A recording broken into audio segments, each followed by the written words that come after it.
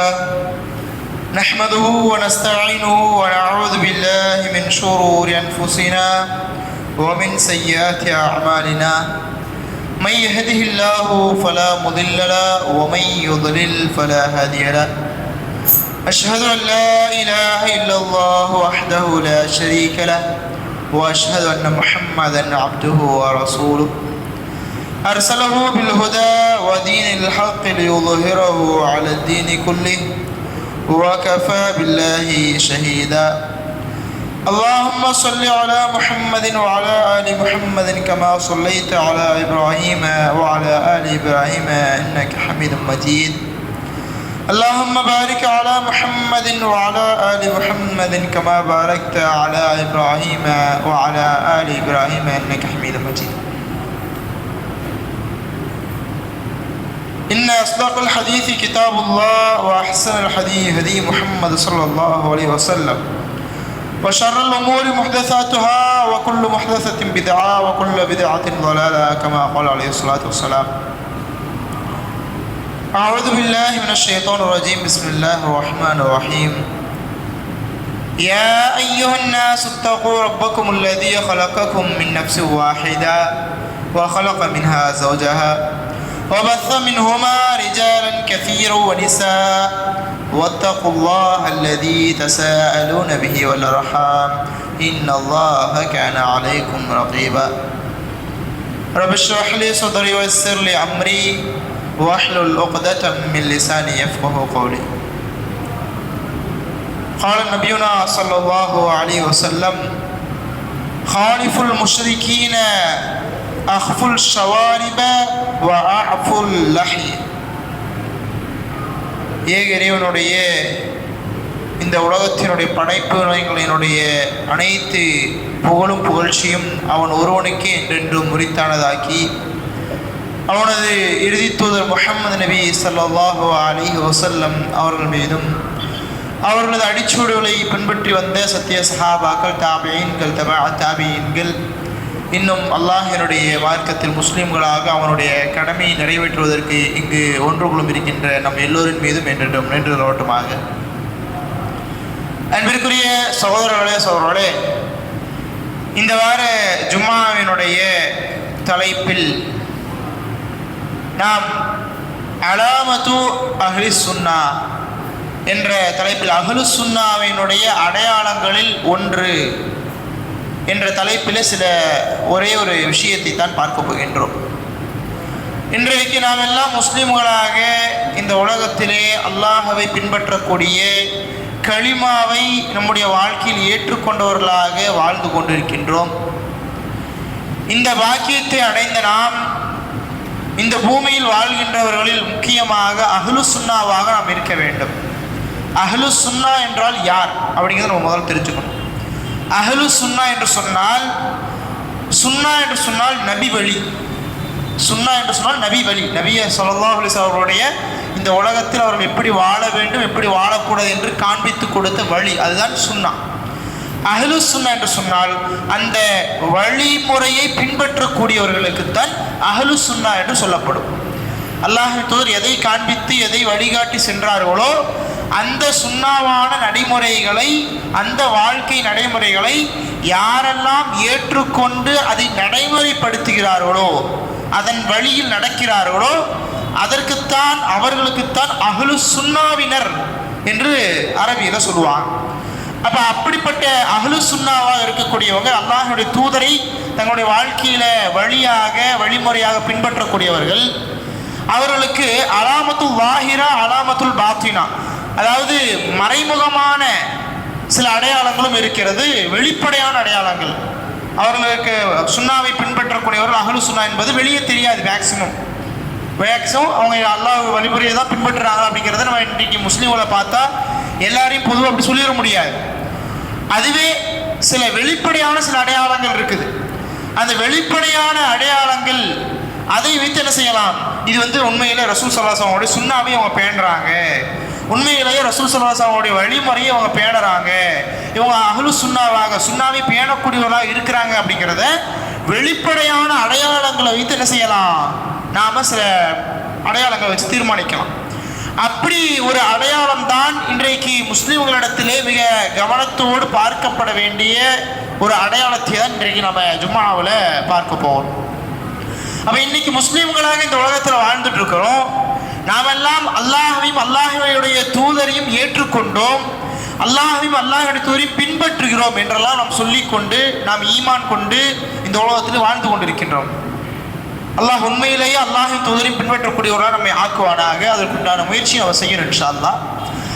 அப்படிப்பட்ட அல்லாஹ்வுடைய தூதருடைய வழிமுறைகளில் வெளிப்படையாக இருக்கக்கூடிய ஒரு வழிமுறை தான் லஹ்யா, தாடியை வளர்ப்பது.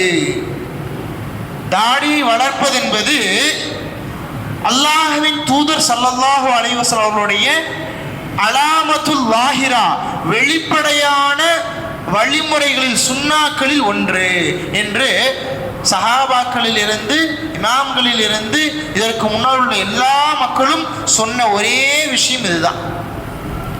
அலாமத்துல் லாஹிரா, வெளிப்படையான அடையாளம்.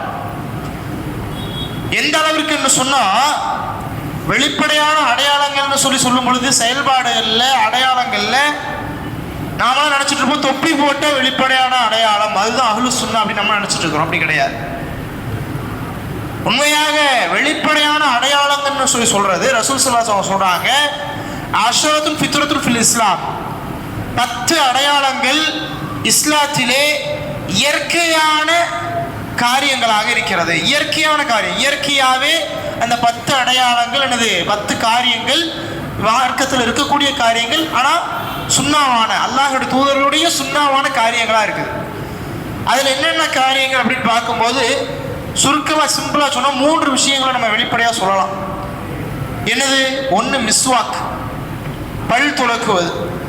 இன்னைக்கு நம்மளாம் மாடர்ன் கல்ச்சருக்கு போயிட்டோம். முஸ்லீம்கள் அப்படின்னு சொல்லிட்டு இருந்தாலும் வாழ்ந்துட்டு இருந்தாலும் நம்முடைய வாழ்க்கை நடைமுறை எப்படி ஆயிடுச்சு, வழிமுறை மாடர்ன் கல்ச்சரில் மேற்கத்திய உலகத்தினுடைய அந்த வழிமுறைகள்லாம் மாறிட்டோம். எப்படி? காலையில் ஒரு நேரம் பல் தேய்க்கிறது, சில பேர் அதை விட்டு தாண்டி போனால் இரவு ஒரு நேரம் பல் தேய்க்கிறது, அவ்வளோதான், முடிஞ்சு போச்சு. இது யாருடைய கலாச்சாரம், யாருடைய வழிமுறை? இதெல்லாம் குஃபார்களுடைய வழிமுறை, அவர்கள் உருவாக்கி வைத்த ஒரு வழிமுறை. உண்மையிலேயே முஸ்லிம்களுடைய நடைமுறை என்ன? ரசூல் ஸல்லல்லாஹு அலைஹி வஸல்லம் அவர்கள் ஒவ்வொரு நாளும் காலையில் எழுந்ததற்கு பிறகு பல் துலக்குவார்கள், படுக்கும்போது பல் துலக்குவார்கள், வீட்டிற்குள் நுழையும் போது பல் துலக்குவார்கள். ரசூல் ஸல்லல்லாஹு அலைஹி வஸல்லம் அவர்கள் எப்பொழுதெல்லாம் மக்களிடத்தில் உரையாற்றுகிறார்களோ அதற்கு முன்னாலும், அதே போல் எப்பொழுதெல்லாம் ஒழு செய்கிறார்களோ அப்பொழுதும் ரசூல் ஸல்லல்லாஹு அலைஹி வஸல்லம் அவர்கள் மிஸ்வாக் செய்பவர்களாக, பல் துலக்குபவர்களாக இருந்திருக்கிறாங்க. இன்றைக்கு நாமெல்லாம் அல்லாஹ்வுடைய தூதருடைய சுன்னாவை, வழிமுறையை பேணக்கூடியவர்களாக நாம் இருக்கிறோம் என்று சொன்னால், நாம் அல்லாஹ்வுடைய இந்த மிஸ்வாக்குங்கிற விஷயத்தை நாம் எத்தனை நபர்கள் விரும்பி அது ரசூலுடைய சுன்னான்னு சொல்லி நினைச்சு ஒழு செய்யும் போதும் சரி, மற்ற நேரங்களிலும் சரி, நம்முடைய விரல்களை வைத்தாவது பல்லை தேய்க்கக்கூடியவராக இருக்கிறோம். இதை யோசிக்கணுமா இல்லையா? இதுவெல்லாம் ரசூல் ஸல்லல்லாஹு அலைஹி வஸல்லம் அவர்களை நாம் நேசிக்குவதற்கு ஒரு அடையாளம், ஒரு காரணம்.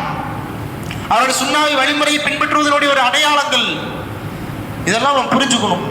இப்போ நம்முடைய வாழ்க்கையில் ரசூலுல்லாஹ் அதிகமாக நேசிக்கிறோம்னு சொன்னால் ரசூலுல்லாஹை பின்பற்றணும். அப்போ நேசிப்பதனுடைய வெளிப்பாடு, அடையாளமே என்னதுதான்? ரசூலுல்லாஹை பின்பற்றுவது. அதே போல் லஹ்யா என்னது? வெளிப்படையான இன்னொரு அடையாளம் தாடி வளர்ப்பது. தாடி என்பது சாதாரண விஷயமே கிடையாது சோழர்களே. இதிலே பல விஷயங்கள் அடங்கியிருக்கு. இதில் முதலாவது விஷயமாக நாம் கவனிக்க வேண்டியது ரசூல் ஸல்லல்லாஹு அலைஹி வஸல்லம் அவர்களுடைய சுன்னா. அடுத்து ரசூலுடைய ஆடை, அது 2வது விஷயம், அது ஒரு பெரிய சாப்டர். அப்போ ரசூல் ஸல்லல்லாஹு அலைஹி வஸல்லம் அவருடைய தாடி வளர்ப்பது என்பது இஸ்லாமிய சமுதாயத்தில் முஸ்லிம்களிடத்தில் வலியுறுத்தப்பட்டது. ஜம்ஹூரான உலமாக்கள், அதிகப்படியான உலமாக்களுடைய கருத்து என்னன்னு சொன்னா, தாடி என்பது வாக்கதா, சுன்னா வாக்கதா, வலியுறுத்தப்பட்ட சுன்னா, அவசியமான சுன்னா, சுன்னா வாக்கதா என்று சொல்லுவாங்க. இன்னும் மதுஹபுகளை பின்பற்றக்கூடிய மக்களாக இருந்தாலும் அவர்கள் கூட இன்றைக்கு தாடி வைக்காமல் இருந்து கொண்டிருக்கிறார்கள். ஆனால் மதுஹபு இமாம்கள், இமாம் ஹம்பல், இமாம் அஹ்மது இப்னு ஹம்பல், இமாம் மாலிக் ரஹிமஹுல்லாஹ், இமாம் அபு ஹனீஃபா ரஹிமஹுல்லாஹ், இவர்களுடைய மதுஹபு சொன்னா அவங்க உருவாக்கல. அப்படி இருந்தாலும் அந்த மதுஹபுகளிலேயே தாடி பற்றிய அந்த ஃபிக்ஹ் என்னன்னு சொன்னா வாஜிப், கட்டாயம், கடமை, வச்சு ஆகணும். இமாம் ஷாஃபி ரஹிமுல்லா தான் இது சுன்னா முஅக்கதா அப்படிம்பாங்க, வலியுறுத்தப்பட்ட சுன்னா அப்படிம்பாங்க. இந்த ஃபிக்ஹ் இந்த சட்டத்துல சில கருத்து வேறுபாடு இருந்தாலும் அதை வெட்டுவது என்பது, களைவது என்பது அது தவறான பாவமான காரியம் என்பதில் எல்லாருமே ஒரே மித்த கருத்து. யாரு? மதஹப் இமாம்கள் முதற்கொண்டு. அந்த அளவுக்கு மார்க்கத்திலும் அல்லாஹ்வுடைய தூதரை வலியுறுத்தி இருக்கிறாங்க. ரசூல் ஸல்லல்லாஹு அலைஹி வஸல்லம் சொல்றாங்க, இன்னைக்கு சர்வசாதாரணமாக முஸ்லிம்கள் என்று சொல்லக்கூடியவர்களாக வாழ்கின்ற நாம் தாடியை மலிப்பவர்களாக, அதை குறைத்துக் கொள்பவர்களாக, அதை குறைவாக வைப்பவர்களாக, அதை அழகுபடுத்துகிறோம் என்ற பெயரை சொல்லிக்கொண்டு அதை வித்தியாசமாக காஃபிர்களை போல வைப்பவர்களாக எல்லாம் இன்றைக்கு மக்கள், இளைஞர்கள் வாழ்ந்து கொண்டிருக்கிறார்கள். அவர்கள் எல்லாம் யோசிக்க வேண்டும். அல்லாஹ்வுடைய தூதர் ஸல்லல்லாஹு அலைஹி வஸல்லம் தாடி எதற்கு வைக்க சொன்னார்கள், எதற்கு வைத்தார்கள்? ரசூல் ஸல்லல்லாஹு அலைஹி வஸல்லம் சொல்றாங்க, ஹாலிஃபுல் முஷ்ரிகீன், நீங்கள் முஷ்ரிகீன்களுக்கு இணை வைப்பாளர்களுக்கு மாறு செய்யுங்கள். என்ன செய்யணும்? எப்படி மாறு செய்யணும்? அஹ்ஃபுஷ் ஷவாரிப், உங்களுடைய மீசைகளை கத்தரியுங்கள். இன்னும் சில ஹதீஸ்கள்ல அஹ்ஃபு என்ற ஹதீஸ் வந்திருக்கு, இன்னொரு அர்ஹு அப்படின்னு வந்திருக்கு. ரெண்டு வேறுபாடு என்னன்னு சொன்னா, ஒன்று சாதாரண கத்திரிங்க அப்படின்னு அர்த்தம், இன்னொன்று ஒட்ட கத்திரியுங்கள். அதாவது வஹ்ஃபுன்னு சொன்னா, ஹஃபின்னு சொன்னா அது மறையிற அளவுக்கு கத்திரிங்கள் வரக்கூடிய ஹதீஸ். அதற்கு மலிக்க வேண்டிய அவசியம் கிடையாது. இப்போ கத்திரிக்க, மீசையை கத்திரிக்கணும். அதே போல ரசூல் சொல்றாங்க, வஅஃபுல் லஹ்யா, என்ன செய்யணும்? தாடியை வளர விட வேண்டும். இன்னும் அந்த வார்த்தையை ஆராய்ஞ்சு பார்த்தோம் சொன்னா, வஅஃபு அஃபுன்னு சொன்னா மன்னிச்சு விடுறது. அது தாடி விட்டுருங்க, அது ஒன்றும் பண்ணாதீங்க. அஃபுன்னு சொன்னா மன்னிச்சு விட்டுறது, போட்டி போட்டு விடுறது. அந்த வார்த்தையை ரசூலுல்லாஹ் சொல்றாங்க, வஅஃபுல் லஹ்யா, நீங்க தாடி விட்டுருங்க, வளர விடுங்க, அதை விட்டுருங்க அப்படின்னு ரசூலுல்லாஹ் சொல்றாங்க. அந்த அளவுக்கு தாடி வளர விடுவதும் மீசையை கத்தரிப்பதும் முஷ்ரிக்கீன்களுக்கு, இன்னொரு ஹதீஸில் மஜூஸ் அதாவது நெருப்பு வணங்கிகளுக்கு, இன்னொரு ஹதீஸில் யூத நசராக்களுக்கு நீங்கள் மாறு செஞ்சு என்ன செய்யுங்க? அவர்களை போல இல்லாம அவர்களை தாடி மீசைகளை, அவர்கள் மீசையை வளர விடுவாங்க, தாடிகளை மகிழ்த்தி விடுவார்கள். அதை போல நீங்க இல்லாம நீங்க என்ன செய்யணும்? தாடி வளர விட்டு அவர்களுக்கு மாறு செய்யணும். அவர்களுக்கு ஹாலிஃப் அவங்களுக்கு மாறு செய்யறது, அவங்கள மாதிரி செய்யாம, அவங்களுக்கு ஒத்து நடக்காம என்ன செய்யணும்? அவர்களுக்கு மாற்றமாக தாடி வளர விட வேண்டும். அதே போல மீசை கத்தரிக்க வேண்டும். இது ரசூல் ஸல்லல்லாஹு அலைஹி வஸல்லம் நமக்கு காட்டி கொடுத்த சுன்னா. இதுல சில நபர்கள் நினைச்சுக்கிட்டாங்க, சரி ஒரு கொஞ்சமா வச்சா போதுமே, தாடி தான் அதுவும் அப்படின்னு நினைச்சிட்டு இருக்கிறாங்க. ஆனா ரசூல் ஸல்லல்லாஹு அலைஹி வஸல்லம் ஹதீஸை பொறுத்தளவிற்கு ரசூல் ஸல்லல்லாஹு அலைஹி வஸல்லம் எப்படி இருந்தார்கள் என்று சொல்லும்போது இப்னு அப்பாஸ் ரலியல்லாஹு அவர்கள் அறிவிக்கிறார்கள், திரும்பி வரக்கூடிய ஹதீஸ், கான அன்னை நபி ஸல்லல்லாஹு அலைஹி வஸல்லம் கான கஸீரல் லஹ்யா, ரசூல் ஸல்லல்லாஹு அலைஹி வஸல்லம் அதிகமான தாடி வைப்பவர்களாக இருந்தார்கள். இப்னு உமர் ரலியல்லாஹு அவர்கள் ரசூலுல்லாஹ்வுடைய வாழ்ந்த காலத்தில் சின்ன பையனா இருந்த இப்னு உமர் ரலியல்லாஹு அவர்கள், உமர் ரலியல்லாஹுடைய மகன், ரசூல் ஸல்லல்லாஹு அலைஹி வஸல்லம் ரொம்ப நேசம் வைத்த ஒரு சஹாபி அப்படின்னு சொல்லலாம். சிறு வயதிலேயே அந்த அளவுக்கு அந்த இப்னு உமர், அப்துல்லா இப்னு உமர், அப்துல்லாங்கிறத அவரோட பேரு, உமர் அவருடைய மகன் அப்படிங்கிறனால இப்னு உமர் அப்படிம்பாங்க. அப்ப இப்னு உமர் ரலியல்லாஹு என்ன பண்ணுவாங்க? அவங்களுடைய ரசூலுல்லாஹுடைய காலத்துக்குலாம் பின்னாடி அவங்க தாடி வச்சிருப்பாங்க. எப்படின்னு சொன்னா, ஒரு பிடி அளவுக்கு அதிகமா வரும்போது அந்த தாடியை கத்திரிப்பவர்களாக அதை வந்து கட் பண்ணிடுவாங்க. அந்த ஹதீஸை சொல்லும்போது இப்னு உமர் சொல்றாங்க, ரசூல் ஸல்லல்லாஹு அலைஹி வஸல்லம் இப்படி செய்ததை நான் பார்த்திருக்கிறேன் அப்படிங்கிறான். அப்ப ஒரு பிடி வர்ற அளவுக்கு ரசூல் ஸல்லல்லாஹு அலைஹி வஸல்லம் அவர்களும் தாடி வளர்த்திருக்கிறார்கள், சஹாபாக்களும் வளர்த்திருக்கிறாங்க. அப்படிங்கிறதுல எந்த கருத்து வேறுபாடு, எந்த பிரச்சனையும் எங்கேயுமே கிடையாது, எந்த மதஹபிலும் கிடையாது. ஆனால் அப்படி இருந்தும் நாம் எல்லாம் இன்றைக்கு முஸ்லிம்களாக வாழ்ந்து கொண்டிருக்கின்றோம். இயற்கையாகவே மார்க்கம் சரி, மனிதனுடைய படைப்பும் சரி, ஆணுக்கு அல்லாஹ் தஆலா தாடி வைத்திருக்கிறான். இது அல்லாஹ்வால் இயற்கையாக வைக்கப்பட்ட ஒரு சுன்னா. இந்த சுன்னாவை நாம் என்ன செய்து கொண்டிருக்கிறோம்? இன்றைக்கு உலகத்திற்காக, நம்முடைய வேலை வாய்ப்புகளுக்காக, கால சூழ்நிலைகளுக்காக, மக்களுக்காக, உலகத்திற்காக நான் செஞ்சுட்டு இருக்கோம். சுன்னாவை நாம் அலங்கரித்துன்னு சொன்னா அப்படி எப்படி அலங்கரிக்கிற? ரசூலுல்லாஹ் மாதிரி கிடையாது, காஃபிர்களை போல, மாற்று ரசூல்லா சொன்னது அவங்களுக்கு மாறு செய்யுங்கன்னு ரசூல்லா சொல்றாங்க. ஆனா நாம என்ன செய்யறோம்? அந்த நடிகனை போல, இந்த நடிகனை போல, இவர்களை போல, அவர்களை போல என்று சொல்லி இன்றைக்கு இளைஞர்கள் சர்வ சாதாரணமாக அதையெல்லாம் மாற்று செய்து கொண்டிருக்கிறார் என்பதையெல்லாம் நம்ம சிந்திச்சு பார்க்கணும். எதற்காக வைக்கிறோம்? எதை செய்தாலும் ஒரு முஸ்லிம் அஹ்லு சுன்னாவுடைய வழியில் இருக்கணும். அஹ்லு சுன்னாவுடைய வழினா ரசூலுல்லாஹ்வை பேணிய அந்த மக்களுடைய வழிமுறையில் இருக்கணும். ஆனா இன்னைக்கு நம்முடைய வாழ்க்கை எப்படி இருக்குது? சஹாபாக்களுடைய வழி, அஹ்லு சுன்னா சொல்ல சஹாபாக்கள் தான், அவங்க உண்மையிலேயே ரசூலுல்லாஹ்வினுடைய வழிமுறையில் வாழ்ந்தவங்க. அப்ப அவங்க வாழ்ந்தது போல ரசூலுல்லாஹ்வை பின்பற்றுறது போல நாம பின்பற்றுறோமா? அப்படி பின்பற்றினா மட்டும்தான் நாமும் அஹ்லு சுன்னாவாக இருக்க முடியும். நாமும் ரசூல் ஸல்லல்லாஹு அலைஹி வஸல்லம் சுன்னாவை பேணியவர்களாக இருக்க முடியும். அன்பிற்கு சொல்றாங்க, இந்த தாடி வளர்ப்பது இன்னைக்கு நாம தான் அதெல்லாம் ஒரு குறைவா, ஒரு வெக்கமா, ஒரு முகம் சுளிப்பா நம்ம நினைச்சுக்கிட்டு இருக்கிறோம். ஆனால் காபிர்கள் கூட அன்றைய காலகட்டத்தில் தாடி வளர்த்திருக்கிறார்கள். இந்த தாடி வளர்ப்பது என்பது ஒரு ஆணினுடைய தன்மையாக அன்றைக்கும் கருதப்பட்டது. ரசூல் ஸல்லல்லாஹு அலைஹி வஸல்லம் அவருடைய காலகட்டத்தை எடுத்துக்கலாம். பத்ரு போர் நடந்து முடியுது. ரசூல் ஸல்லல்லாஹு அலைஹி வஸல்லம் கேட்குறாங்க, அபூஜஹலுடைய நிலைமை என்ன ஆச்சு? எங்க அபூஜஹல் எங்க? அவன் நிலைமை என்ன ஆச்சு? போய் பார்த்துட்டு வாங்களேன் அப்படின்னு சொல்லி சொல்றான். ஏன்னா முஆத் முஆவிதுங்கிற ரெண்டு பசங்க ரசூலோட போட்டி போடுறாங்க, சண்டை போட்டுக்கிறாங்க. ரசூலை நான் தான் அவனை கொண்டேன், நான் தான் அவனை கொண்டேன்னு சொல்லி. இப்போ ரசூலை சரி அவனோட நிலைமை என்னதான் ஆச்சு, போய் பார்த்துட்டு வாங்கன்னு சொல்லி இப்னு மஸ்ஊத் ரலியல்லாஹு அவங்கள அனுப்பி வைக்கிறாங்க. இப்னு மஸ்ஊத் ரலியல்லாஹு அவங்களை அனுப்பி வைக்கும் போது இப்னு மஸ்ஊத் ரலியல்லாஹு அவங்க பொறுத்தவரைக்கும் அன்சாரி, அவர் மதீனாவாசி. அவருக்கு அபூஜஹல் யாருன்னு தெரியல. அவருக்கு அபூஜஹல் யாருன்னு தெரியல. அவங்களும் அப்படியே போய் தேடி அந்த பத்ரு போருக்கெல்லாம் நடந்து முடிஞ்ச இடத்துல போய் தேடி பார்க்குறாங்க. தேடி பார்க்குற இடத்துல குத்துயிரும் கொலையுமா ஒரு ஆள் கிடக்கிறாரு. இவர் தான் அபூஜஹலா இருக்கும்னு சொல்லி இவங்க யூகிச்சு அவனுடைய தாடியை பிடிக்கிறாங்க. அவனுடைய தாடியை பிடிச்சி, புகாரில் வரக்கூடிய ஹதீஸ், அந்த தாடியை பிடிச்சி கேட்குறாங்க, நீ தானே அபூஜஹல், நீ தானே அபூஜஹல். எப்படி கண்டுபிடிக்கிறாங்க? ஆள் பார்க்க வாட்ட சாட்டமா, உடம்பு திடகாத்திரமா இருக்கிறது மட்டும் கிடையாது, அவனுடைய தாடியை வச்சே கண்டுபிடிக்கிறான். தாடி பிடிச்சி கேட்கிறான், நீ தானே அபூஜஹல், நீ தான் அபூஜஹலா இருக்கணும் அப்படிங்கிறான். அபூஜஹல் சொல்றான், நீங்க கொன்னவங்களையே சிறந்த மனிதனை ஒருத்தரை தவிர வேற யார் இருக்க முடியும்? அந்த இடத்துல பெருமை அடிக்கலாம். சொல்ல போனா என்னை விட வேற யாரு பெரிய ஆளா இருக்க முடியும்? ஏன்னா அவர் கரெக்டா வந்து கண்டுபிடிச்சாரு.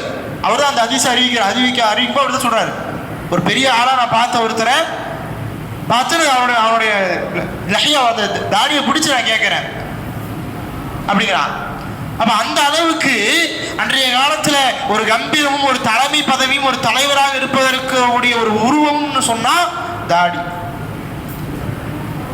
அந்த தாடி என்பது அன்றைய காலத்திலே எல்லா மக்களுக்கும் கண்ணியத்தை தரக்கூடியதாக இருந்தது, கண்ணியத்தை உருவாக்கக்கூடியதாக இருந்தது. இன்றைக்கு நம்முடைய வாழ்க்கையில இந்த தாடி என்பது எந்த அளவிற்கு நம்முடைய வாழ்க்கையோட சுண்ணாவாக இருக்குது. ரசூல் ஸல்லல்லாஹு அலைஹி வஸல்லம் மார்க்கத்தில் இருக்கக்கூடிய இயற்கையான காரியங்கள்ல ஒண்ணுங்கிறாங்க. நகவற்றது மாதிரி, நம்மை சுத்தம் செய்திருக்கிறது மாதிரி, பல் துலக்குவது மாதிரி, தாடி வளர்ப்பது என்பது ஒரு சுண்ணாவான நடைமுறை அப்படிங்கிறாங்க. இதெல்லாம் நம்ம யோசிச்சு பார்க்கணும். நம்முடைய வாழ்க்கையில இதை நாம் நடைமுறைப்படுத்துறோம். ரசூலுல்லாஹ்வுடைய சுன்னாவை நடைமுறைப்படுத்துறோமா? மறுமையில் அல்லாஹ்வுடைய தூதரை பின்பற்றக்கூடியவர்களுடைய கூட்டத்தில் நானும் இருப்பனா இல்லையா யோசிக்கணும். ரசூலுல்லாஹ்வை சந்திக்கும் போது ரசூல் ஸல்லல்லாஹு அலைஹி அவர்களை உண்மையாக பின்பற்றியவர்களாக, ரசூலுல்லாஹ்வை என்னுடைய சுன்னாவை பேணியவர்களாக ரசூலுல்லாஹ்வை நான் சந்திப்பேனா, அல்லது ரசூல்லா பார்த்தா இவன் என்னுடைய சமூகமான சந்தேகப்படக்கூடிய அல்லது என்னுடைய சமூகமா இல்லையான்னு நினைக்கக்கூடிய அளவுக்கு நம்முடைய உருவங்கள், நம்முடைய தோற்றங்கள் இருக்குதா? அதை யோசிச்சு பார்க்கணும். ஏன்னா நம்முடைய அடையாளமே அதுதான். அதான் இமாம்கள் சொல்றாங்க, வெளிப்படையான அடையாளம் அஹ்லு சுன்னா, அல்லாஹ்வுடைய தூதருடைய வழிமுறையை பேணக்கூடிய மக்களினுடைய வெளிப்படையான அடையாளமே என்னதுதான்? தாடி தான். இமாம்கள் அதுதான் சொல்றாங்க. அப்படிப்பட்ட ஒரு அடையாளத்தையும் நமக்கு இன்னைக்கு என்ன செஞ்சுட்டு இருக்கிறோம்? நம்முடைய வாழ்க்கைக்காக, உலகத்துக்காக அதையெல்லாம் தியாகம் பண்ணிட்டு இருக்கிறோம். தியாகம்னு கிடையாது, அதெல்லாம் சொன்னா அது வீணடிச்சுட்டு இருக்கிறோம் சொன்னார். இந்த ஒரு லஹியா, இந்த தாடி வளர்ப்பது என்பது இஸ்லாமிய மார்க்கத்தில் மட்டும்தான் இருக்கான்னு கிடையாது, எல்லா மதங்கள்லையுமே இது அடிப்படையாக. ஏன்னா இயற்கையானது. ஏன்னா அல்லாஹ் அப்படிதான் படைச்சிருக்கிறான் ஒரு மனிதனை. இயற்கையாகவே ஒரு ஆணுக்கு தாடி எல்லாம் படைச்சிருக்கான்னு சொன்னா அதுக்கு பல காரணங்கள் இருக்குது. அதுதான் இஸ்லாமிய மார்க்கத்தில் தாண்டி நம்ம மற்ற மதங்கள்ல பார்த்தோம்னா கூட இந்த தாடி வளர்ப்பது என்பது இயற்கையாக எல்லா மதங்கள்லையுமே இருக்கும். ஏன்னா எல்லா மதங்களுமே ஆரம்ப காலகட்டத்தில் அல்லாஹையும் மார்க்கத்தையும் ஒரே இறை கொள்கையும் சொன்னதுதான். அதெல்லாம் ஆராய்ந்து பார்த்தது நமக்கு தெரியும். ஆக அப்படிப்பட்ட எல்லா மதங்கள், இந்த உலகத்தில் இருக்க எல்லா மதத்தையும் எடுத்து பாருங்க, அதனுடைய அடிப்படைங்கிறது எப்படிதான் இருக்கும்? தாடியாக தான் இருக்கும். இன்னைக்கு வரைக்கும் மற்ற மதங்களினுடைய அந்த மத குருக்கள் எப்படி இருக்கிறாங்க? தாடி வச்சுதான் இருக்கிறாங்க. ஆனால் மற்றவங்க வைக்கிறது கிடையாது. ஏன்? அந்த இறைவனை அடையக்கூடிய நிலை, இறைவனினுடைய பொருத்தத்தை அடையக்கூடிய நிலை, அதுதான் அவங்களுடைய அவங்களுக்கு தெரியுது. ஏன்னா வழிவழியே அவங்க அப்படிதான் வந்துருக்கிறாங்க. அவங்களுக்கு வழிகாட்டிய அந்த தூதர்கள், இறை தூதர்கள் அப்படித்தான் வழிகாட்டி இருக்கிறாங்க. அவங்களுடைய வாழ்க்கை அப்படிதான் இருந்திருக்குது. கிறிஸ்தவ மதங்கள் எடுத்துக்கோங்க, ஈசா அலைஹிஸ்ஸலாம் சொல்லி எத்தனையோ உருவப்படங்களை இன்னைக்கு வச்சிருக்கிறாங்க. எத்தனையோ மத குருக்களுடைய உருவப்படங்கள், உருவ சிலைகள் இருக்குது. ஆனா அவர்கள் யாருக்காவது தாடி இல்லாம இருந்திருக்குதா? சொல்ல போனா யூத மதத்துல தாடியை எடுப்பது தடை. தாடியை எடுப்பது தடை அவங்களுடைய வேதத்துல. இன்னைக்கு உண்மையிலே ஆர்த்தோடாக்ஸ் சொல்லக்கூடிய உண்மையான யூதர்கள், உண்மையாக வேதத்தை பின்பற்றக்கூடிய பழைய யூதர்கள் வந்து இன்னமும் இன்னைக்கு வரைக்கும் ஒரு தாடி வச்சுட்டு தான் இருக்கிறாங்க. நம்ம காணொலிகளில் பார்த்தா, வீடியோக்களில் பார்த்தா கூட தெரியும். ஆனால் இன்றைக்கு முஸ்லிம்கள் என்று சொல்லப்படக்கூடியவர்களில் எவ்வளவோ மக்கள், குர்ஆன் சுன்னாவை பேசக்கூடிய மக்கள் கூட அல்லாஹ்வுடைய தூதரை நாங்கள் நேசிக்கிறோம், பின்பற்றுகிறோம், வாழ்க்கையில் நடைமுறைப்படுத்துகிறோம், அவர்கள் வழியில் வாழ்கிறோம் என்று சொல்லக்கூடிய மக்கள் கூட இன்றைக்கு அல்லாஹ்வின் தூதர்களுடைய மிக முக்கியமான அவர்களுடைய உருவத்திலே இருக்கக்கூடிய, தோற்றத்திலே இருக்கக்கூடிய இந்த சுன்னாவை நாம் பின்பற்றவில்லை என்று சொன்னால் எந்த அளவுக்கு ரசூல் ஸல்லல்லாஹு அலைஹி வஸல்லம் அவர்களை நேசிப்பவர்களாக நாம் இருக்கிறோம் என்பதை நாம் இன்றைக்கு சிந்தித்து பார்க்க கடமைப்பட்டுள்ளோம். சொல்றோம், இன்றைக்கு எத்தனையோ மதங்கள் இந்த உலகத்தில் இருக்கிறது. ஆனால் அந்த மதத்தில் உள்ளவர்கள் எல்லாம் அந்த மதம் எப்படி உருவானதோ, அதனுடைய அடிப்படை எப்படியோ, அதில் உள்ள முன்னோர்கள் எப்படியோ, அதையெல்லாம் இன்றைக்கு அவர்கள் பின்பற்றுவது கிடையாது. நீ எவ்வளவு மதங்கள் எடுத்துக்கொள்ளுங்கள், சொன்னதை போல கிறிஸ்துவ மதத்தை பொறுத்தளவிற்கு அவர்களுடைய எத்தனையோ பைபிளினுடைய வேதங்களிலே எவ்வளவோ வரிகள் இருக்கிறது தாடியை பற்றி. ஆனாலும் அவர்கள் இன்றைக்கு தாடி வைப்பது கிடையாது. அதே புத்த மதத்தை எடுத்துக்கொள்ளலாம். புத்தருடைய சிலையை பாருங்கள், அவருக்கே கூட தாடி இருக்கக்கூடிய அன்றைய காலத்தில் எல்லாம் இருந்தது. ஆனால் இப்பொழுது அதில் இருக்கக்கூடிய யாருமே தாடி வைப்பது கிடையாது. சில மத குருக்கள் மட்டும்தான் வைக்கிறார்கள். அது அதிசயமாயிருச்சு. அது மட்டும் இல்லாமல் இந்த தாடி வைப்பதனால் எவ்வளவோ அறிவியல் பூர்வமான நன்மைகள் இருக்கிறது. மார்க்கத்தையும் தாண்டி நாம் ஆராய்ந்து பார்த்தோம் என்று சொன்னால் இந்த தாடி வைப்பதன் மூலமாக மிகப்பெரிய நன்மைகளை இன்றைக்கு அதன் மூலமாக ரசூல் ஸல்லல்லாஹு அலைஹி வஸல்லம் சொன்ன ஒரு எதுவுமே சாதாரண விஷயம் கிடையாது. அப்ப அப்படிப்பட்ட நம்முடைய தமிழ்நாட்டினுடைய முன்னோர்களாக இருக்கக்கூடிய எத்தனையோ துறவைகளாக இருக்கட்டும், எத்தனையோ சாமியார்களாக இருக்கட்டும், அவர்களுடைய வாழ்க்கையும் எப்படி இருந்தது? எல்லாம் தாடியோடு தான் இருந்துச்சு. திருவள்ளுவர் என்று தமிழர்களுடைய முன்னோடி என்று சொல்லப்படக்கூடியவர் கூட திருவள்ளுவர் கூட எப்படி இருந்தார் இருக்கிறார்? தாடியோட தான் இருக்கிறார். ஆனா இன்னைக்கு மக்கள் அதையெல்லாம் விட்டு விலகி இருக்கிறாங்கன்னு சொன்னா அதுக்கு காரணம் என்ன? கடந்த காலகட்டத்தில் நடந்த சில பிரச்சனைகள். அதாவது இந்த தாடி வளர்ப்பது என்பது உண்மையிலேயே ரசூல் ஸல்லல்லாஹு அலைஹி வஸல்லம் நேசித்த மக்கள் அன்றைய காலத்தில் அதிகமாக அல்லாஹ்வுடைய தூதரை பின்பற்ற ஆரம்பித்தார்கள், தாடி வளர்த்தார்கள். அதனால என்ன ஆயிடுச்சு? ஒரு காலகட்டத்தில் சொல்ல போனால் தாடி வளர்ப்பது என்பது முஸ்லிம்களினுடைய பண்பு அப்படிங்கிற அளவுக்கு முஸ்லிம்கள் ரசூலுல்லாஹ்வை நேசிச்சு தாடி வளர்க்கிறவங்கள மாறிட்டாங்க. அதனால என்ன ஆயிடுச்சு? உலகம் முழுக்க முஸ்லிம்களுடைய பண்பு தான் தாடி வளர்ப்பது, அதனால வேற யாரும் வளர்க்க கூடாது. எந்த அளவுக்குன்னு சொன்னா தாடி வளர்ப்பதை தடை செய்ய வேண்டும் என்பதற்காக கூட கடந்த 20ஆம் நூற்றாண்டுல சீனா, ரஷ்யா போன்ற எத்தனையோ நாடுகளில் தாடி வளர்ப்பது தடை. அதற்காக சிறையில் அடைக்கப்பட்டவர்கள், அதற்காக சித்திரவதை செய்யப்பட்டவர்கள் எல்லாம் உண்டு. எதற்காக? தாடி வளர்ப்பதற்காக.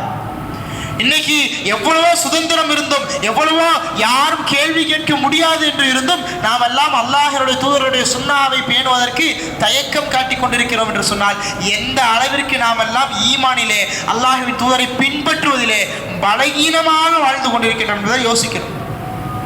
இன்னைக்கு அறிவியல் கண்டுபிடிச்சு சொல்றாங்க, அறிவியல் ஆராய்ச்சியாளர்கள், தாடி வளர்ப்பதால ஒரு மனிதன் வயோதிகத்திலும் மறதி இல்லாமல் இருக்கிறான், வயோதிகத்திலும் புத்தி புத்திசாலித்தனமாக இருக்கிறான், அவன் வாழ்க்கையிலே ஒரு அதிகாரமுடையவனாக ஒரு கம்பீரமான தோற்றத்தோடு இருக்கிறான் என்று இன்றைக்கு அறிவியல் ஆராய்ச்சியாளர்கள் எல்லாம் சொல்கிறார்கள், மனோதத்துவ நிபுணர்கள் எல்லாம் சொல்கிறார்கள். அது மட்டுமில்லாமல் ஒரு மனிதன் தாடி வளர்ப்பதால் அவனுக்கு சூரியனிடமிருந்து வரக்கூடிய யூவி என்று சொல்லப்படக்கூடிய கதிர்வீச்சுகளினுடைய பாதிப்பு என்பது அவனுக்கு ஏற்படாது. அதே போல ஒரு மனிதன் தாடி வளர்ப்பதால் அவனுக்கு புறச்சூழ்நிலைகளில் இருந்து, அதாவது மாசுக்களில் இருந்து, அசுத்தங்களில் இருந்து முதலாவதாக முகம்தான் அதிகமாக பாதிக்கப்படக்கூடியதாக இருக்கிறது. அந்த முகத்தை அந்த தாடி என்பது பாதுகாக்கிறது, அந்த தோலை பாதுகாக்கிறது. அதன் மூலமாக தோல் நோய்களில் இருந்தும் அதே போல கேன்சர் போன்ற புற்றுநோய்களில் இருந்தும் பாதுகாக்கிறது என்று இன்றைக்கு அறிவியல் கண்டுபிடித்திருக்கிறோம். இதையெல்லாம் நாம் யோசித்து பார்க்க வேண்டும். தாடி வளர்ப்பது என்பது சொல்லும் பொழுது இன்னும் அதிகமாக ஒரு ஆணினுடைய தன்மையாகவே இருக்கிறது அப்படிங்கிறாங்க. ஏன்னா ஆணுக்கு மட்டும்தான் தாடி வளரும். ஏன்னு சொன்னா இயற்கையாகவே அல்லாஹ்தாலா ஆணுக்கு டெஸ்டோஸ்டெரோன் சொல்லி ஒரு ஹார்மோனை வச்சிருக்கான். அந்த ஹார்மோன் ஆண்களுக்கு சமநிலையில இருக்கணும்னு சொன்னா அது அவர்களுக்கு தாடி இருக்க வேண்டும். தாடி இருப்பவர்களுக்கு அந்த ஹார்மோன் ஆணினுடைய தன்மை என்பது சமநிலையில் சரியான விகிதத்தில் இருப்பதாக இன்றைக்கு அறிவியல் உலகம் சொல்கிறது. ஆனால் இன்றைக்கு அதை மலித்துக் கொண்டு இயற்கைக்கு மாறாக நம் உடலுக்கும் கேடு விளைக்கின்ற நிலையில ரசூல் ஸல்லல்லாஹு அலைஹி வஸல்லம் அவர்களுக்கும் மாறு செய்கின்ற நிலையில மாற்று மதத்தவர்களை பின்பற்றுகின்ற நிலையில் நாம் என்ன செஞ்சுட்டு இருக்கிறோம்? இன்னைக்கு தாடிகளை மலிச்சுக்கிட்டு நாம் ஸ்டைலா சேர்க்கிறோம்னு சொல்லி அதை குறைத்து கொண்டு இன்றைக்கு வாழ்ந்து சொன்னால், குறைப்பது என்பது ஒரு பிடி வந்ததற்கு பிறகுதான் அதை குறைப்பது அனுமதி என்பதுதான் மார்க்கத்தில் அனுமதிக்கப்பட்ட விஷயம். ஆக தாடி வளர விடுவதுதான் அல்லாஹ்வின் தூதரினுடைய சுன்னா. அன்பிற்குரிய சகோதரர்களே, இந்த தாடிக்காக போன நூற்றாண்டிலே எத்தனையோ முஸ்லிம்கள், சொல்லப்போனால் இன்றைய காலகட்டத்திலும் கூட தாடி வைப்பதால் சில நபர்கள் கண்காணிக்கப்பட்டு கொண்டிருக்கிறார்கள். தாடி வைப்பதால் சில தேவையில்லாத கேள்விகள், சில தேவையில்லாத மன உளைச்சல்கள் இன்றைக்கு சமுதாயத்திலே இன்றைக்கும் கூட பல ஊர்களில், பல இடங்களில் பல இன்னல்கள் கொடுக்கப்பட்டு கொண்டிருக்கிறது. ஆனாலும் தாடி வைத்து அதன் மூலமாக எவ்வளவு கஷ்டங்கள் வந்தாலும் அதற்காக அல்லாஹ்வினுடைய தூதரினுடைய சுன்னாவை பேணி அது இந்த கஷ்டங்களில் எல்லாம் பொறுமை காக்கக்கூடிய மக்கள் இன்றைக்கு இருந்து கொண்டுதான் இருக்கின்றார்கள். அவர்களில் ஒருவராக நாம் இருக்கிறோம் என்பதை யோசித்து பார்க்க வேண்டும். சொல்ல போனால் கடந்த காலகட்டத்திலே ஆங்கிலேயர்களுடைய ஆட்சியிலே முஸ்லிம்களாக இல்லாத சீக்கியர்கள் கூட இந்த இந்திய மண்ணிலே தாடி வைத்ததற்காக கொலை செய்யப்பட்டிருக்கிறார்கள். அந்த தாடிக்காக உயிரை விட்டிருக்கிறார்கள். முஸ்லிம்களாக இருப்பவர்களை தேடி தேடி தாடி வைத்தவர்கள் தான் உறுதியாக நம்மை எதிர்ப்பார்கள், தாடி வைத்தவர்கள் தான் உறுதியாக இருப்பார்கள் என்பதற்காக அவர்களை சிறையில் போட்ட காலங்கள், வரலாறுகள் எல்லாம் நமக்கு இருக்கிறது. அப்படிப்பட்ட சிறந்த சமுதாயத்திலே சிறந்த முன்னோடிகளை உடைய மக்களாக நாம் இருந்து கொண்டிருக்கின்றோம். அப்படி இருக்கின்ற நேரத்தில் நம்முடைய வாழ்க்கையிலே அப்படிப்பட்ட மிகப்பெரிய சுன்னாவான அல்லாஹ்வின் தூதரினுடைய சுன்னாவை பேணாமல் நாம் வாழ்ந்து கொண்டிருப்பது மிகப்பெரிய ஒரு கவலைக்குரிய விஷயம். ஆக அந்த சுன்னாவை பேணி நாமும் அல்லாஹ்வினுடைய தூதரினுடைய சுன்னாவை பேணக்கூடிய அஹ்லு சுன்னாவாக வாழ்ந்து மரணிக்கக்கூடிய பாக்கியத்தையும், அதன் மூலமாக அல்லாஹ்வினுடைய தூதரின் முன்னால் நிற்கும் பொழுது அல்லாஹ்வின் தூதரினுடைய சுன்னாவை பேணி அல்லாஹ்வினுடைய தூதரை மகிழ்ச்சியோடு சந்திக்கக்கூடியவர்களாகும் நம் அனைவரையும் அந்த ரஹ்மான் ஆக்கி அருள்வானாக. வாஹிரு தஅவானா அனில் ஹம்துலில்லாஹி ரப்பில் ஆலமீன்.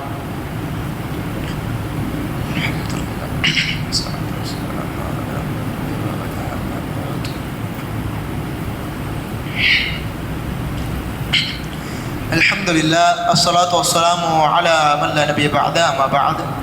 அன்பிற்குரிய அல்லாஹ்வுடைய அல்லாஹ்வினுடைய மாபெரும் கிருபையால் இந்த ஜும்ஆனுடைய உரையிலே அலாமத்துல் லாஹிரா லி அஹ்லில் சுன்னா, அஹ்லு சுன்னாவினுடைய வெளிப்படையான அடையாளங்கள் ஒன்று தாடி வளர்ப்பது என்ற தலைப்பிலே இந்த வார ஜும்ஆனுடைய தலைப்பை நாம் அமைத்துக் கொண்டோம். ஆக இந்த உலகத்திலே முஸ்லிம்களாக வாழ்ந்து கொண்டிருக்கின்ற நாம் எந்த நிலைமையில் நாம் மரணிக்கின்றோமோ அதே நிலைமையில் தான் மறுமையிலே அல்லாஹ் நம்மை எழுப்புவான். ஆக அல்லாஹ்வினுடைய தூதரினுடைய இந்த வெளிப்படையான சுன்னாவை கூட நாம் பேணாமல் இந்த உலகத்தில் மரணித்து விட்டோம் என்று சொன்னால் மறுமையிலே நாம் எழுப்பப்படும் போது அல்லாஹ் பாதுகாக்க வேண்டும். ரசூல் ஸல்லல்லாஹு அலைஹி வஸல்லம் சொல்கிறார்கள், மன் தஷப்பஹ கௌமின் ஃபஹுவ மின்ஹு, மன் அஹப்ப ஃபஹுவ யபஅஸுஹு. ரசூல் ஸல்லல்லாஹு அலைஹி வஸல்லம் சொல்கிறார்கள், யாரை ஒருவர் போன்று நடக்கிறார்களோ அந்த சமுதாயத்தை சார்ந்தவர் ஆகி விடுவார் என்று சொல்கிறார். ஆக நாம் மாற்று மதத்தவர்களை சார்ந்து அவர்களைப் போல வாழ்ந்தோம் என்று சொன்னால் அவர்களைப் போல நம்முடைய உருவங்கள் அமைந்து அவர்களை விரும்பி நாம் இருந்தோம் என்று சொன்னால் அல்லாஹ் பாதுகாக்க வேண்டும். அதை அவர்களோடு மறுமையில் நம்முடைய அந்த பஹஸை அந்த எழுப்புவதை அல்லாஹ்தாலா ஆக்கிவிட்டால் நம்முடைய நிலைமை என்னவாக இருக்கும் என்பதை கவலை கொண்டு இந்த உலகத்தில் வாழ்ந்து மரணிக்கின்ற பொழுது அல்லாஹ்வுடைய தூதருக்கு விருப்பமான நிலையில் அவருடைய சுன்னாவை பேணியவர்களாக வாழ்ந்து மரணிப்பதற்கு முயற்சிக்க வேண்டும். ரசூல் ஸல்லல்லாஹு அவர்களுக்கு பிறகு வாழ்ந்த சஹாபாக்களும் கூட அந்த விஷயத்தில் ரொம்ப கவனமாக இருக்கிறார்கள். குறிப்பாக சொல்லப்போனால் ஒவ்வொரு நிலையில்தான் அவர்கள் ஆட்சியில் இருக்கும் பொழுது அவர்கள் சமுதாயத்தின் மீது மிகுந்த அக்கறை, அல்லாஹ்விடத்தில் எந்த விதத்திலும் அந்த முஃமின்கள் மீது கேள்வி கணக்கில் நான் மாட்டிவிடக்கூடாது என்பதற்காக ரொம்ப கவனமாக இருப்பான். அப்படி உமர் அவர்கள் மக்களுக்கு பல உபதேசங்களை செய்வார்கள். அதில் ஒரு உபதேசமாக எல்லா ஆளுநர்களுக்கும் தங்களுடைய ஆட்சிக்கு கீழ் இருக்கக்கூடிய எல்லா மக்களுக்கும் ஒரு கடிதம் எழுதுகிறார்கள். என்ன கடிதம்னு சொன்னால் உமர் அந்த கடிதத்தில் சொல்கிறாங்க, எல்லாருமே அல்லாஹ்வினுடைய தூதர் ஸல்லல்லாஹு அலைஹி அவருடைய சுன்னாவான தாடி வளர விடுங்க. நாமெல்லாம் யோசிக்கணும், ஒரு ஆட்சியாளராக ஒரு இருக்கக்கூடிய ஒரு ஹலீஃபாவாக இருக்கக்கூடியவருக்கு ஒரு தாடி எல்லாரும் வளர்க்கணுங்கன்னு சொல்லக்கூடிய அவசியம் என்ன? எதுக்கு அந்த அவசியம்? அவங்க எதுக்கு அதை சொல்லணும்? அதனால் ஏதாவது பிரயோஜனம் இருக்கா? நாம் யோசிப்போம். ஆனால் சமுதாயத்தில் மக்கள் ரசூலுல்லாஹ்வுடைய சுன்னாவை பேணாமல் போய்விட்டால் அதுவும் ஆட்சியாளரிடத்தில் கேள்வி கேட்கப்படும் என்கிறதுக்காக தான் உமர் சொல்லுவாங்க. அந்த அளவுக்கு கவனமாக இருக்கிறாங்க. என்னது, மக்கள் அல்லாஹ்வுடைய தூதரை சுன்னாவை பேணக்கூடியவர்களாக இருக்க வேண்டும் என்பதற்காக மக்களுக்கு உபதேசிக்கிறாங்க. தாடி வளர விடுங்கள், அதன் மூலமாக அல்லாஹ்வுடைய தூதரினுடைய சுன்னாவை நீங்கள் கடைபிடிங்கள் என்று எல்லா மக்களுக்கும் கடிதத்தின் மூலமாக கூட உபதேசித்திருக்கிறார்கள். ஆக அந்த அளவிற்கு சஹாபாக்களும் அதில் கவனமாக இருந்திருக்கிறார்கள் என்பதை நாம் புரிந்து கொண்டு நம்முடைய வாழ்க்கையில் அல்லாஹ்வுடைய தூதரை ஒவ்வொரு விஷயத்திலும் இதை போன்ற விஷயத்தில் நாம் பேணுவதற்கும் கடைபிடிப்பதற்கும் பின்பற்றுவதற்கும் முயற்சிக்க வேண்டும். அதே போல முஹர்ரம் மாதத்தை அடைந்திருக்கின்ற நாம் நேற்றைய தினத்தில் முஹர்ரமினுடைய 1வது நாள் என்று நாம் பார்த்திருக்கின்றோம் பிறையின் அடிப்படையில். அதன் அடிப்படையில் அடுத்த இந்த முஹர்ரம் மாதத்தில் இருக்கக்கூடிய ஆஷுராவினுடைய நோன்பு என்பது ரமலானுக்கு பின்னாடி சிறப்பிற்குரிய நோன்பாக இருக்கிறது. ரசூல் ஸல்லல்லாஹு அலைஹி அவர்கள் சொல்கின்ற பொழுது ஆஷுராவுடைய நோன்பை பொறுத்தளவிற்கு ஒரு வருடம் பிந்திய ஐயுகஃபிர ஸனத்தல்லதி கப்லஹு முந்திய ஒரு வருடத்தினுடைய பாவத்தை அல்லாஹ் தஆலா அதன் மூலமாக மன்னித்து விடுகிறார் என்று ரசூல் ஸல்லல்லாஹு அலைஹி அவர்கள் சொன்னார்கள். ஆக ஆஷுராவுடைய நோன்பு என்பது அல்லாஹ் தஆலா மூசா அலைஹிஸ்ஸலாம் அவர்களை காப்பாற்றியதற்காக அந்த நாளிலே யூதர்கள் நோன்பு வைத்திருந்தார்கள் மதீனாவில். அப்போ ரசூல் ஸல்லல்லாஹு அவர்களை பார்த்து இவர்களை விட அல்லாஹ்விற்கு நன்றி செலுத்துவதற்கு நாம் தான் உரித்தானவர்கள் என்று ரசூல் ஸல்லல்லாஹு அவர்கள் சஹாபாக்களை ஆஷுராவினுடைய முஹர்ரம் 10வது நாளில் நோன்பு வைக்க சொன்னார்கள். அதிலும் கூட ரசூல் ஸல்லல்லாஹு அலைஹி வஸல்லம் சொன்னார்கள், யூதர்கள் 10வது நாளில் நோன்பு வைக்கிறார்கள், அதனால் நீங்கள் என்ன செய்யுங்கள், அவர்களுக்கு மாற்றமாக 9, 10 என்ற 2 நாளில் நோன்பு வையுங்கள் என்று சொன்னார்கள். ஆக யூதர் கிறிஸ்தவர்களுடைய எல்லா காரியங்களிலும் அவர்கள் நன்மையே செய்தாலும் அதற்கும் நாம் மாற்றமாக செய்ய வேண்டும் என்பதைத்தான் அல்லாஹ்வுடைய தூதர் நமக்கு வாழ்க்கையில் காண்பித்து கொடுத்திருக்கிறார்கள். அப்படிப்பட்ட சிறந்த சமுதாயத்திலே இன்றைக்கு அவர்களுக்கு ஒத்திருக்கக்கூடிய வாழ்க்கையை வாழ்ந்து கொண்டிருக்கின்றோம் என்று சொன்னால் அவர்களைப் போல நாமும் கொண்டு வாழ்ந்து கொண்டிருக்கின்றோம் என்று சொன்னால் அல்லாஹ் நம்மை பாதுகாக்க வேண்டும். அல்லாஹ்வுடைய தூதரினுடைய சுன்னாவை பேணி அடுத்த வாரத்தினுடைய வெள்ளி சனி 4, 5 இந்த 2 தேதிகள் ஆஷுராவினுடைய 9, 10 தேதிகளாக இருக்கிறது. இந்த 2 நாட்களிலுமே நோன்பு வைத்து அல்லாஹ்விடத்திலே பாவ மன்னிப்பை பெற்று அதன் மூலமாக அல்லாஹ்வுடைய தூதரினுடைய சுன்னாக்களை பேணி வாழ்பவர்களாகவும் அப்படி உண்மை முஸ்லிம்களாக வாழ்ந்து மரணித்து மறுமையில் அல்லாஹ்விற்கும் தூதருக்கும் முன்னால் எழும்பி சுன்னாவை பேணக்கூடிய அஹ்லு சுன்னாவினுடைய மக்களில் ஒருவர்களாக இருக்கக்கூடிய பாக்கியத்தையும் ரஹ்மான் அனைவருக்கும் தந்திருவானாக. அக்குலு கௌலி ஹாதா வஸ்தக்ஃபிருல்லாஹி வலக்கும். இன்னல்லாஹ யஅமுரு பில் அத்லி வல் இஹ்சான் வ ஈதாஇ தில் குர்பா வ யன்ஹா அனில் ஃபஹ்ஷாஇ வல் முன்கரி வல் பகி யஇதுக்கும் லஅல்லக்கும் தذكرون வذ்குருல்லாஹ யذ்குருக்கும் வதுஊ யஸ்தஜிபு லக்கும் வலذிக்ருல்லாஹி அக்பர்.